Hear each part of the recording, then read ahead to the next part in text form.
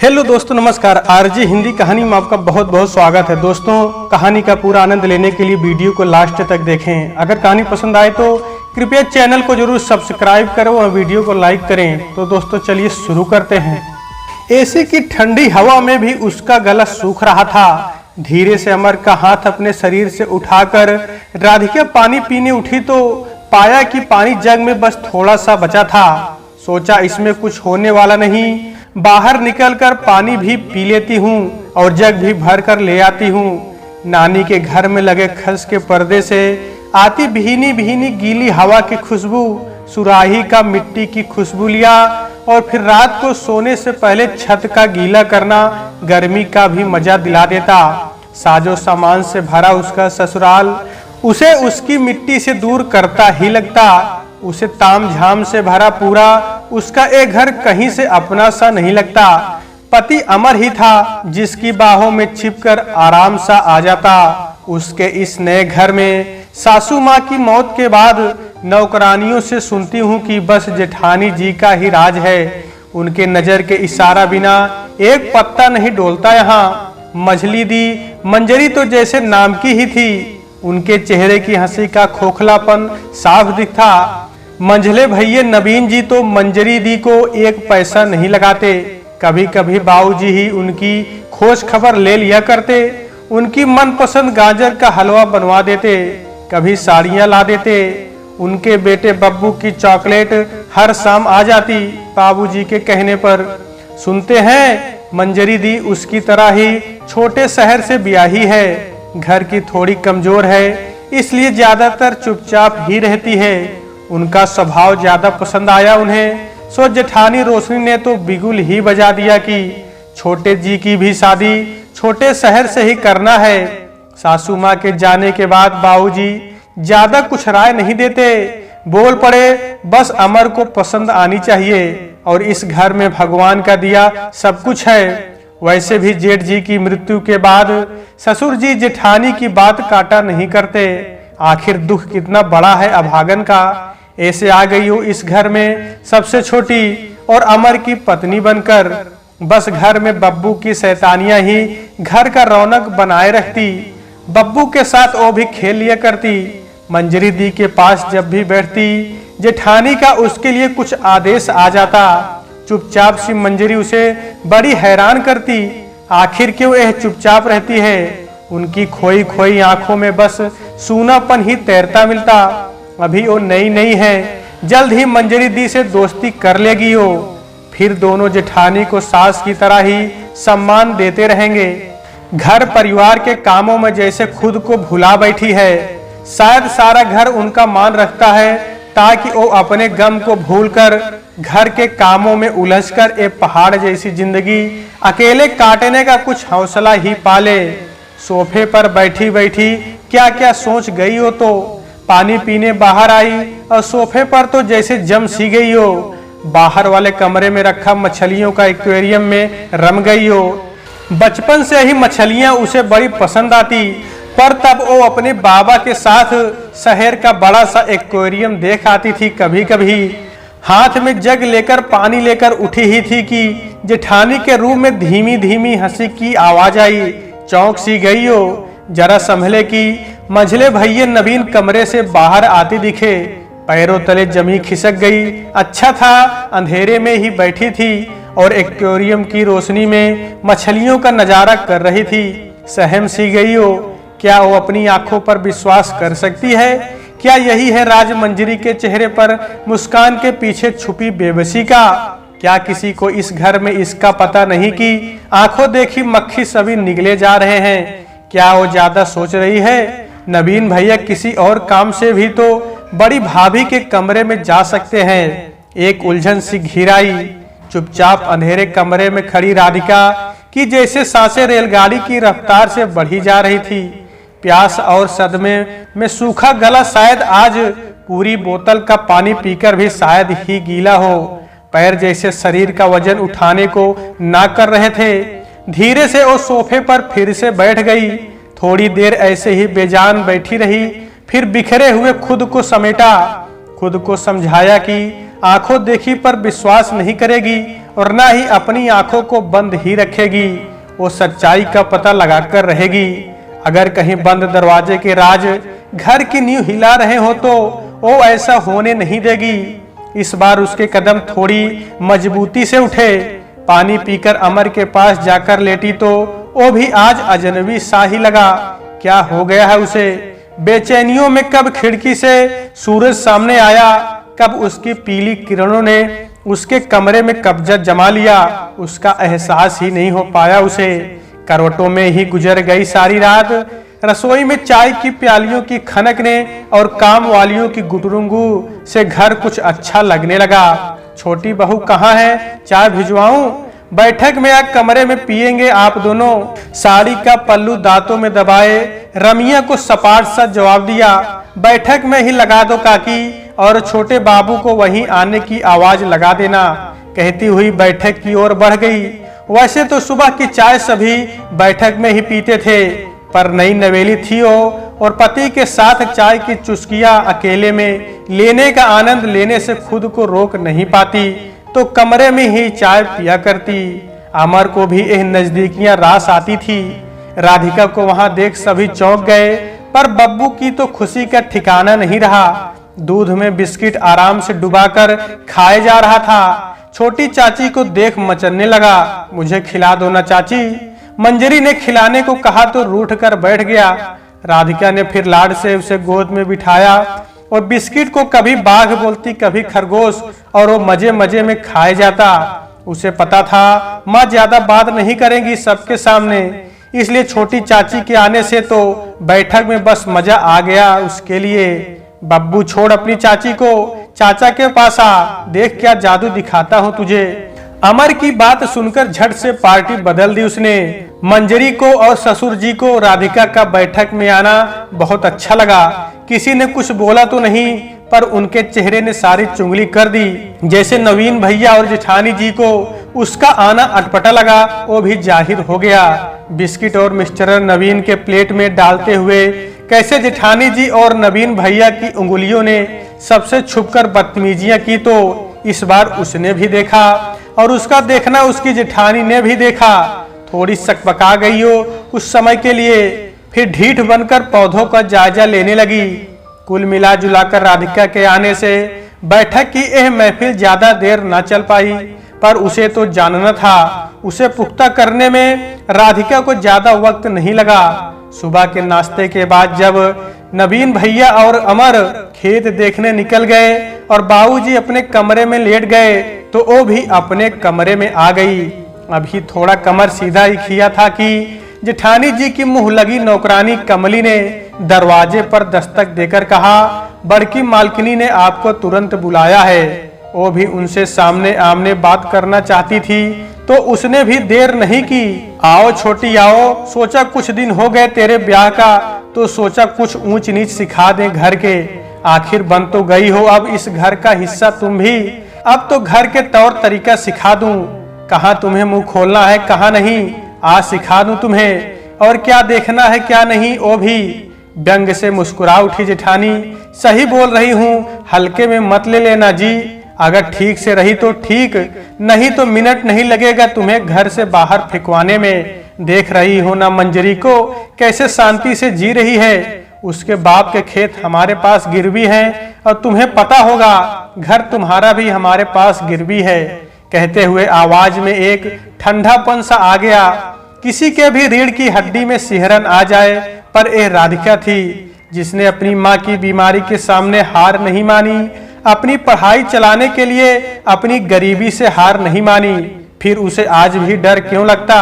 हंस के बोल पड़ी, दीदी मुझे क्या लेना देना किसी से, बस आप अपनी बनाकर रखोगे तो इससे बड़ी क्या बात होगी हमारे लिए। इतनी अक्ल तो हमारे पास भी है भगवान की दया से। फिर से हंस पड़ी हो। उसके इतना कहते ही कमरे का तनाव कहीं छू सा हो गया। तनाव रहित होते ही भाभी ने जोर का ठहाका लगाया, बिना बात क्या क्या सोच बैठी हो। यह तो मंजरी की तरह मेमना ही निकली, अपनी खुशी छुपाए नहीं छुप रही थी अब तो। अरे कमली जरा चाय तो पिला अदरक वाली। वो अपनी पान की तैयारी में जुट गई। इस बीच एक दिन अपने पति अमर से पूछ बैठी हो, क्या जी, तुम्हें नहीं लगता घर में सब ठीक है? फालतू के दिमाग के घोड़े ना दौड़ाया करो, अपने फाइनल एग्जाम में कंसंट्रेट कर लो, वही काम आएगा। अमर की यह बातें और उसके बाद भी उसकी घर के खिलाफ कुछ न सुनने की मनोदशा देखकर उसे पता लग गया था कि अमर उसका साथ नहीं देगा। कच्ची खिलाड़ी नहीं थी उसकी जेठानी भी। तराजू के हर बाड़ पे नापा परखा उसे। कुछ 3 महीने जब पूरी तरह निश्चिंत हुई और राधिका से फिर पक्की दोस्ती होने में ज्यादा देर ना लगी। भाभी, एक बात तो बताओ, आखिर क्या देखा आपने नवीन भैया में? आपके सामने तो कोई जोड़ नहीं उनका। हंस के पूछ बैठी राधिका। एक पल देखा उसे, पर विश्वास की डोर इस बार पक्की थी और कुछ कल रात का खुमार भी था। बोल पड़ी रोशनी दिल की बात। अरे क्या नवीन, क्या अमर, मुझे दोनों नहीं चाहिए थे, पर नीरज उनके पति के मौत के बाद लगा घर पर कब्जा और मिल्कियत बनाए रखनी हो तो किसी बेटे को कब्जे में करना ही होगा। आसानी से नवीन झांसे में आ गया। मूर्ख है, जो बोलती हूँ सुनता है, करता है। नवीन की बीवी मंजरी की जरूरतों का इस घर में ख्याल रख ही लिया जाता है। सच कहो तो जब कहीं राज कायम किए जाते हैं तो किसी न किसी को पीसना तो पड़ता ही है। फिलॉसफिकल हो चली जेठानी कुछ देर के लिए चुप हो गई। उन्हें भी पता था जो हो रहा था सही नहीं हो रहा था। चाहे व्यक्ति जितना भी पाप कर ले, कभी न कभी उस पर ग्लानि के क्षण हावी हो जाते हैं। यह लम्हा कुछ ऐसा ही था। ऐसे ही हालत में बस उनका कंधा छूकर अपने कमरे में लौट आई राधिका। कमरे का दरवाजा बंद करके सबसे पहले मोबाइल की रिकॉर्डिंग चेक की, सब सही से रिकॉर्ड हुआ या नहीं। उसे भी पता था ग्लानि के ये क्षण क्षणिक है, यह पानी जल्दी उतर जाएगा। हेडफोन लगाकर सुना तो आंखों में खुशी के आंसू आ गए। जेठानी खेत का काम देखने नवीन भैया के साथ बाहर निकली थी। उनकी मुंह लगी दासी कमली छुट्टी पर और अमर आज बीज लाने शहर। यह सही मौका था ससुर जी से बात करने का। बाबूजी, क्या मैं अंदर आ जाऊं? बाबूजी ने फौरन उसे बुलाया। हाँ बहू, कहो क्या बात है? ससुर जी ने पूछा। वैसे उनकी आवाज में वैसे पहले वाली खनक नहीं थी। इस बार सीधे सीधे वही सवाल पूछा जो अमर से पूछा था। क्या आपको लगता है इस घर में सब ठीक ठाक है? बाबूजी ने गहरी निगाह से उसे देखकर एक आह सी आवाज निकाली। अगर सब चुप है तो मैं भी अकेला क्या कर सकता हूँ? मैं सब इस खेल का हिस्सा बने हैं तो मैं अकेला क्या कर सकता हूँ? बाहर वाले को शामिल करूँ तो भद्द मेरे घर की उड़ती है। बोलो क्या कहना है तुम्हें भी? कुछ दिनों से तुम्हें भी देख रहा हूँ मैं। एक गहरी निश्वास सी आई। नहीं बाबूजी, कभी खेल का हिस्सा बनकर ही खेल के दांव पेच सीखे जा सकते हैं। मैं वही कर रही थी। राधिका ने सर झुकाकर जवाब दिया। अविश्वास से उसका चेहरा ताकते बूढ़े ससुर को पहले तो विश्वास नहीं हुआ, फिर आंखों से आंसू निकलने लगे। तुझे पता है, तेरा महिला अधिकार के भाषण तुझे दुर्गा पूजा पंडाल में जब करते देखा, तभी से तुझे ही चुना मैंने अपने अमर के लिए। ईश्वर का शुक्र है कि मैं मुख्य अतिथि था। लगा तुझ में एक आग है। मेरे घर में चल रहे पाप का अंत करेगी तू। दुर्गा है दुर्गा। फिर सबने जो देखा और तेरी टूटी हुई छत देखी, तेरी बीमार माँ देखी और देखा कि तेरा घर हमारे यहाँ गिरवी है, पर तेरे अंदर की आग सिर्फ मैंने देखी। तू मेरे घर की सीलन दूर करेगी ना बहू? मेरी लक्ष्मी, मेरी दुर्गा। इतने दिनों से अंतर्द्वंद से जूझते जगजीत के तो आंसू न रुक पा रहे थे, न भावनाओं पर लगाम लग रही थी। हर दुख सुख बतियाने वाली साथी चली गई थी। बेटे उन्हें किनारा कर रहे थे। ऐसे में राधिका का साथ पाकर अपने टूटते हुए घर को फिर से जोड़ने की भावना जाग पड़ी उनमें। फिर दोनों ने एक प्लान बनाया। सुबह बैठक में चाय पीते समय बाबूजी बोल पड़े, अरे बड़की बहू, तुम भाई के शादी में जाने की बात कर रही थी ना, होकर आ जाओ। यहाँ के पचड़े खत्म नहीं होने वाले। फिर यहाँ मंजरी राधिका देख लेंगी घर को। 4 दिन की तो बात है। बड़े दिन के बाद बाबूजी की आवाज बैठक में गूंजी। जी बाबूजी। तब नवीन जी को कहिए हमें छोड़ आए और ले भी आए। जेठानी जी ने तपाक से पूछ लिया। नहीं बहू, इस बार नवीन को हम अपने अकाउंटेंट से मिलाने की बात सोचे हैं। अमर शहर जा रहा है अपने दोस्त की शादी में और ये आजकल का जोड़ घटाव ज्यादा समझ नहीं आता हमको। मुंशी जी जाकर छोड़ आएंगे और वापसी का बता देना, नवीन को भेज दूंगा, तभी के तभी तुम्हें लेकर आ जाएगा। बाबूजी के इस फैसले से जेठानी जी और नवीन भैया दोनों के चेहरे उतर गए। मरता क्या ना करता। तड़के जेठानी जी घर के लिए विदा हुई। कमली बाई को भी खेतों पर काम करने शिफ्ट किया। बाबूजी ऐसा करते रहते थे। कमली को ठीक ही लगा, मालकिनी भी नहीं है, बाकी बाई इतनी जलनखोर है, अच्छा है वो खेतों पर ही काम करे। आज नवीन अकेला ही था बैठक में, मन ही नहीं लग रहा था उसका। बब्बू ने उसे बताया बाबूजी कमरे में बुला रहे हैं, निर्जीव चाल से चल पड़ा हो। बाबूजी बाहर से ही अनुमति लिया तो बाबूजी ने कहा अंदर आ जाओ। अंदर गया तो पाया अमर, उसकी बहू, उसकी पत्नी सब अंदर ही बैठे थे। सबके चेहरे भी खींचे खींचे से थे। बाबूजी बिना किसी लाग लपेट के बोल पड़े, नवीन क्या चल रहा है हम सब जानते हैं और तुम भी। कब तक चलेगा इसका जवाब सिर्फ तुम दे सकते हो। मैं समझा नहीं। बाबूजी की धीर गंभीर आवाज से सहम गया नवीन। बदले में बाबूजी ने रिकॉर्डिंग चला दी। आधी में ही अपने मुंह में कपड़ा ठूसकर मंजरी रोती हुई बाहर चली गई।